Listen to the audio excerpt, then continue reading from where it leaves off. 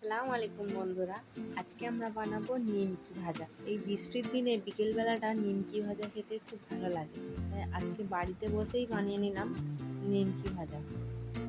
বাড়িতেই বানিয়ে নেওয়া যাবে এরকম মুচমুচে নিমকি, আর দোকান থেকে কিনতে হবে না। নিমকি ভাজার জন্য নিয়ে নিয়েছি ময়দা, আর তার উপরে দিয়ে দিয়েছি একটু কালো জিরে আর একটু নুন। যখন নিমকি ভাজাটা খাওয়া হয় আর একটুখানি করে কালো জিরেটা মুখে পড়ে, খুব ভালো লাগে তখন টেস্ট।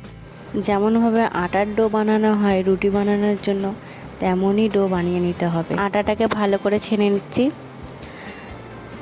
বন্ধুরা, যদি পাতলা হয়ে যায় ডোটা, তাহলে কিন্তু মুচমুচে হবে না নিমকি ভাজাটা। রুটির জন্য যেমন আটা ছানা হয়, তেমনই এরকম ময়দাটা ছেনে নিতে হবে। তার থেকে একটু যেন শক্ত, ময়দাটাকে কিছুক্ষণ রেস্ট করতে দিতে হবে। এবার ময়দাটাকে আস্তে আস্তে করে বেলে নিচ্ছি। একদম পুরো ডোটাকে নিয়েই আমরা একেবারেই বেলে নিচ্ছি। পুরো ডোটাকে ভালো করে সমানভাবে চারিদিকটা বেলে নিলাম। দেখুন বন্ধুরা, কেমন কতটা পাতলা হবে। ঠিক এরকমটাই ছুরি নিয়ে ভালো করে লাইন টেনে নিতে হবে। সোজা সোজা সবটাই লাইন টেনে নেব।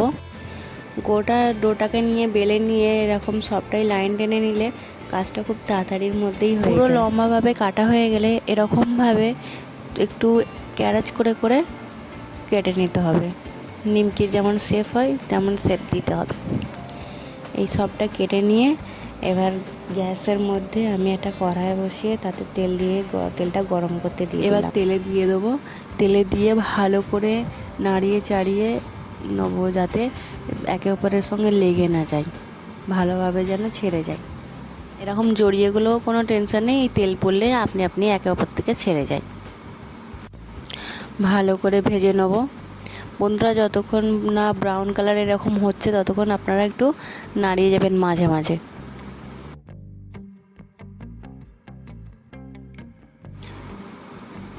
দেখুন বন্ধুরা, আস্তে আস্তে কেমন ব্রাউন কালারটা আসছে।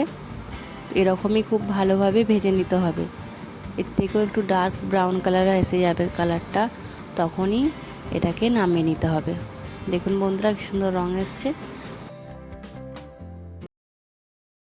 বন্ধুরা, আমাদের ভিডিওটা যদি আপনাদেরকে ভালো লাগে তো চ্যানেলটাকে লাইক অ্যান্ড সাবস্ক্রাইব অবশ্যই করে দেবেন।